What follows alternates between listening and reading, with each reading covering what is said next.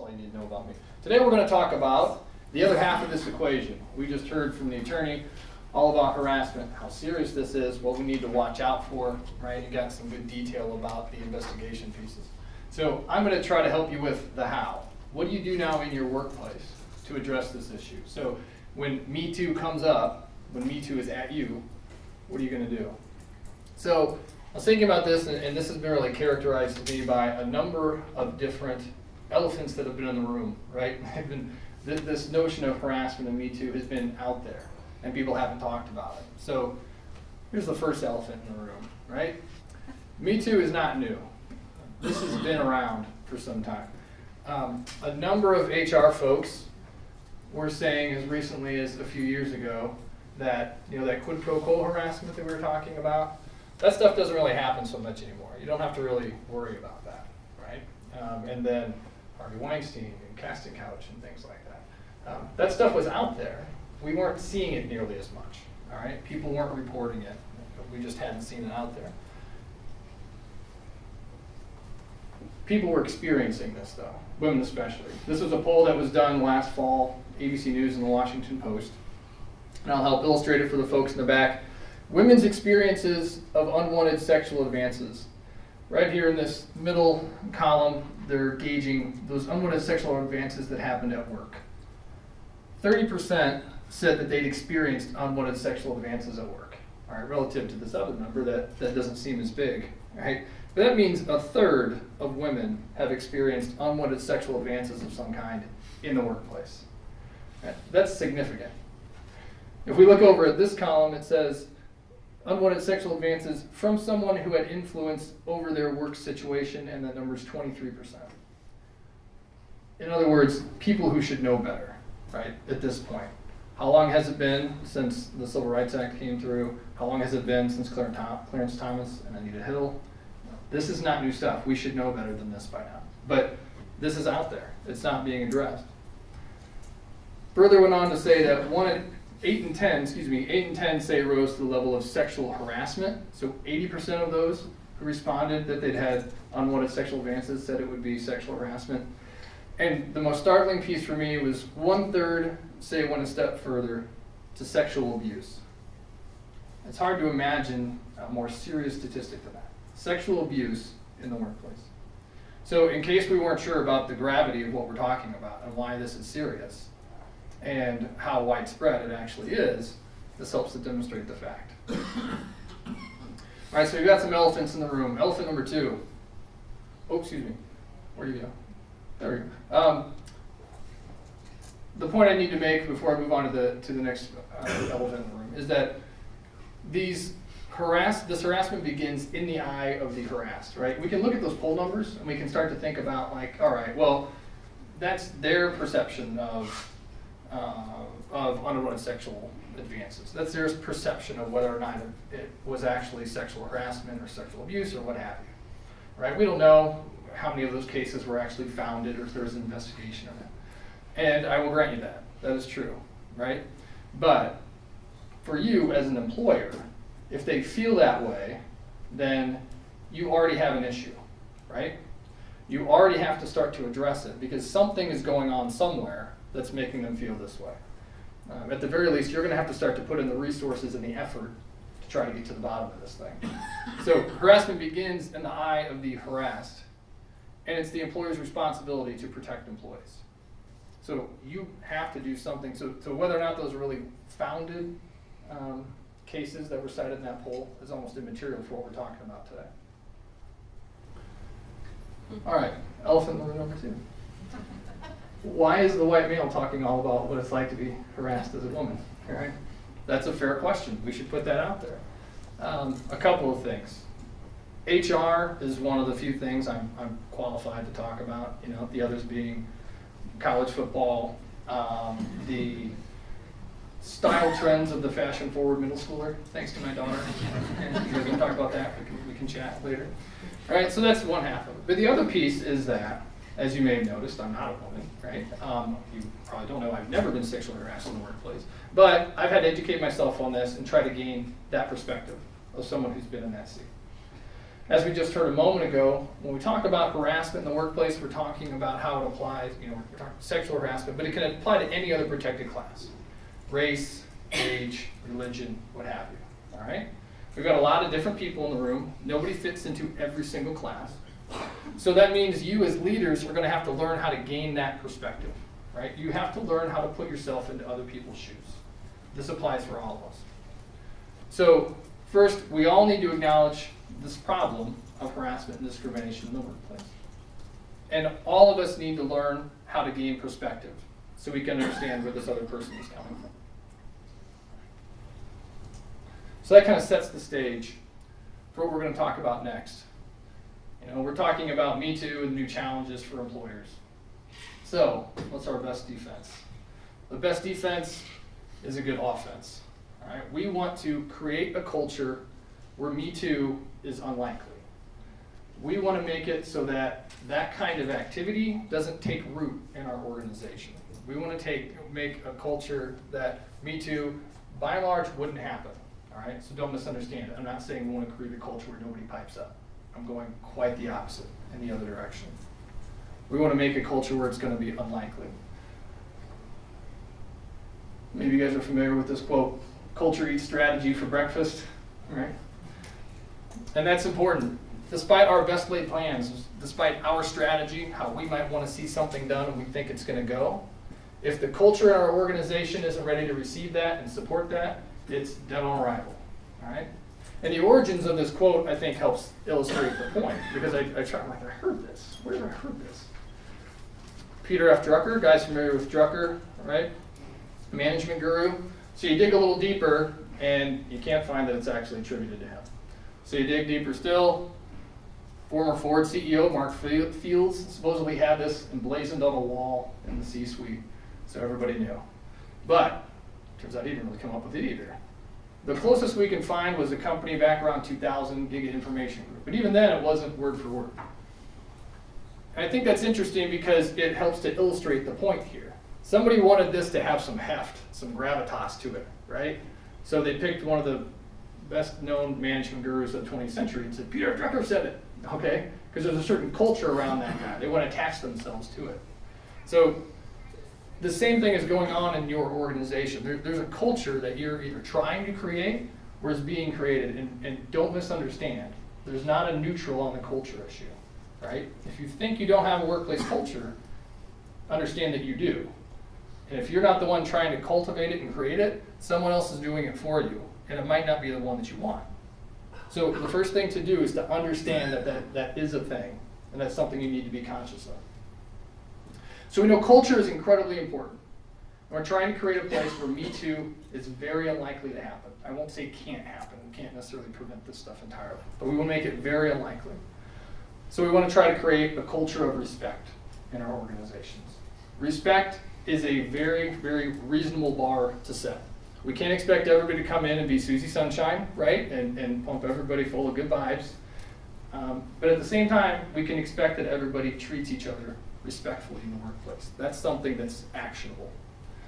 So we would base our actions in respect for one another. We're going to train our employees about that, help them understand you should be treating each other with respect. And then we're going to set and maintain those expectations along the way. That piece is huge. And there's some folks in this room who have heard me say things like that before about employees. That's crucial. We need to set and maintain the expectations so that if somebody's not treating somebody with respect, then we bring them back in line. And that our managers are treating others with respect and modeling that behavior for them. Okay? Is this kind of how you're feeling right now, maybe? I forgive you if you did. Culture of respect. That's wonderful, Erik. Great. Oh, that's wonderful. That's nice. But I'd ask you to think about it a little bit differently. In terms of this culture of respect, I want you to think about your liability in these instances. Okay? Think about your ability to really control what's going on in your workplace. Your ability to really control exactly what it is that your employees do. Okay? And think about when this liability is incurred. All right?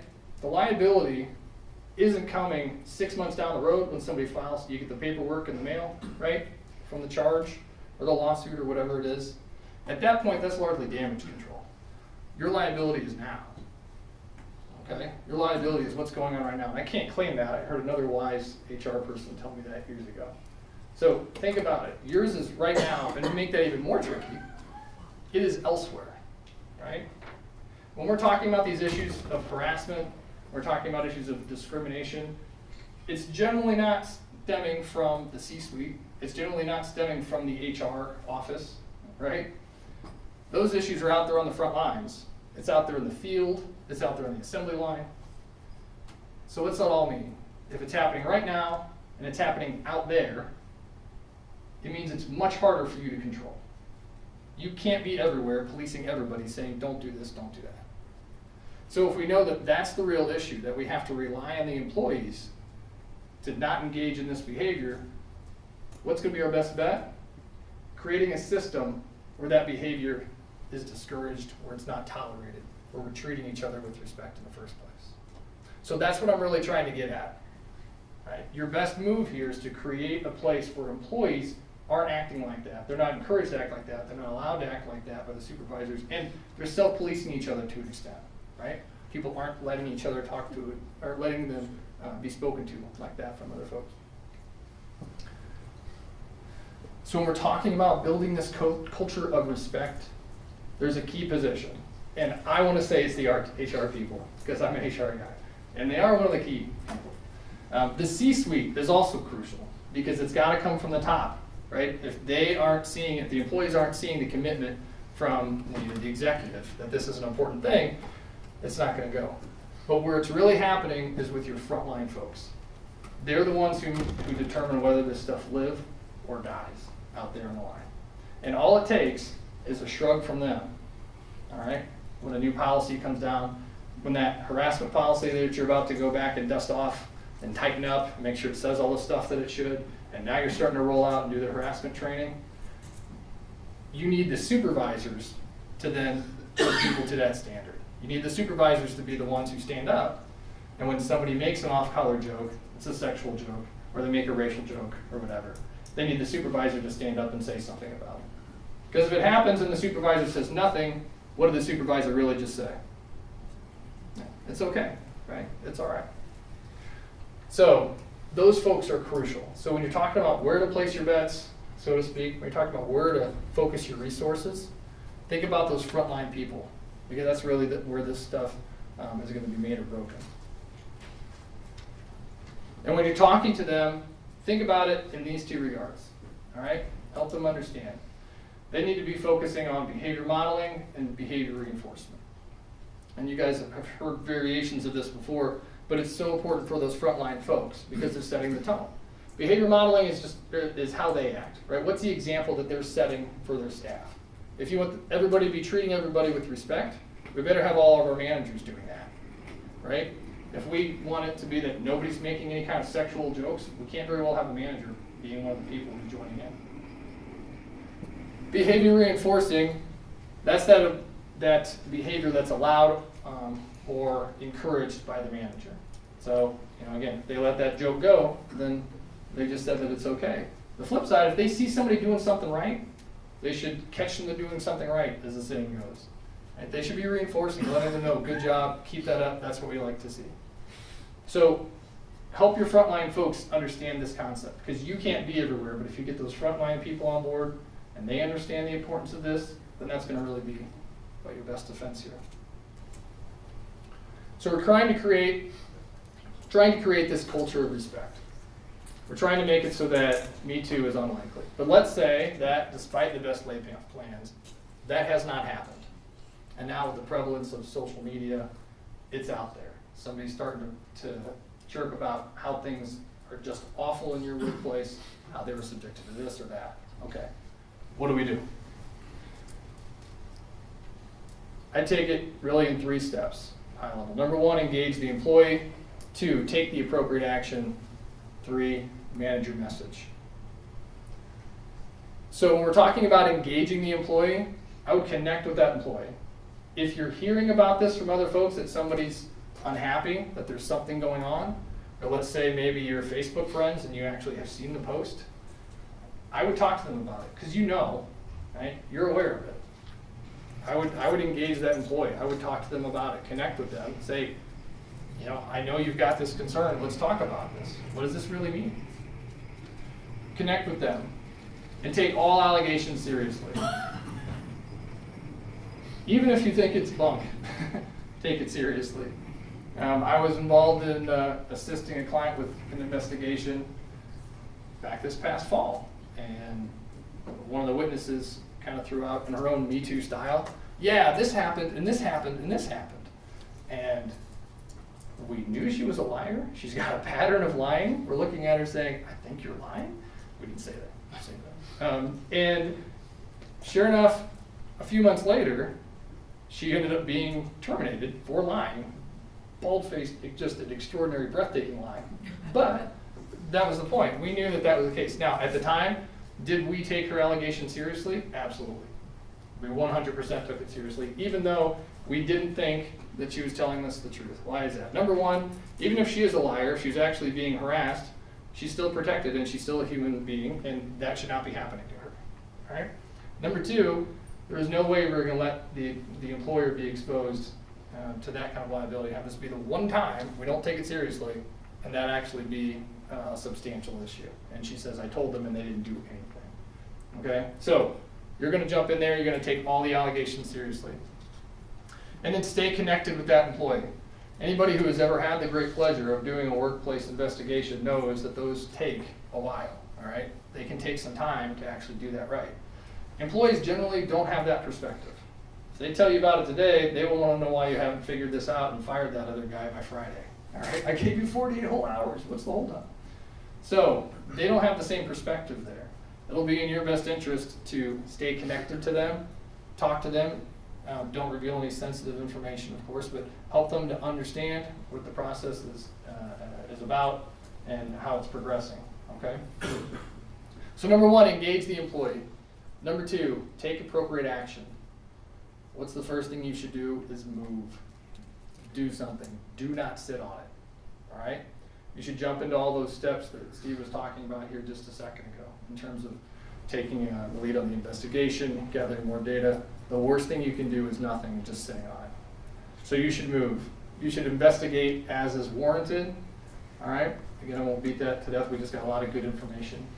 But take it seriously, move on it, and then take whatever remedial or preventative measures you might need to, all right? So if there's training or coaching that has to be done for the employees involved, if there is discipline or termination for that, but also think down the road other preventative measures. Do you have to have training for your staff on harassment? You know, do you have to tighten up that harassment policy that you have? Those kinds of things. So take appropriate action depending upon the situation. And then number three, manage that message. Okay? We've been focused a lot on the individual claim, the individual complaint. But I'm trying to help you understand the broader issue here. Your employees know that something's up, by and large, all right? Especially if somebody's posted out there on Facebook, if it's got attached to this Me Too thing. So now think about what's your message going forward. How am I going to engage with my folks? So proactively and appropriately communicate. Think about what's the message you want to send about workplace equality, about how seriously you take these things, about this culture of respect that you're trying to build. Think about how you can push that out first to your managers and your frontline folks to make sure that they're connected, and prime the pump for when that goes out to the rest of the employees. So proactively and appropriately communicate. Get out there, because you don't want this to be something where you're silent on it. Two, you're going to reinforce that culture of respect as it goes. Right? Find those opportunities to reinforce that with your folks. And third, beware of retaliation. Steve was saying that makes up nearly half of all of the claims that the EEOC faced last year. Retaliation is very real. So understand that when you've handled that one claim, that's not over. So keep that in mind, that you don't want to be seen as retaliating in any way.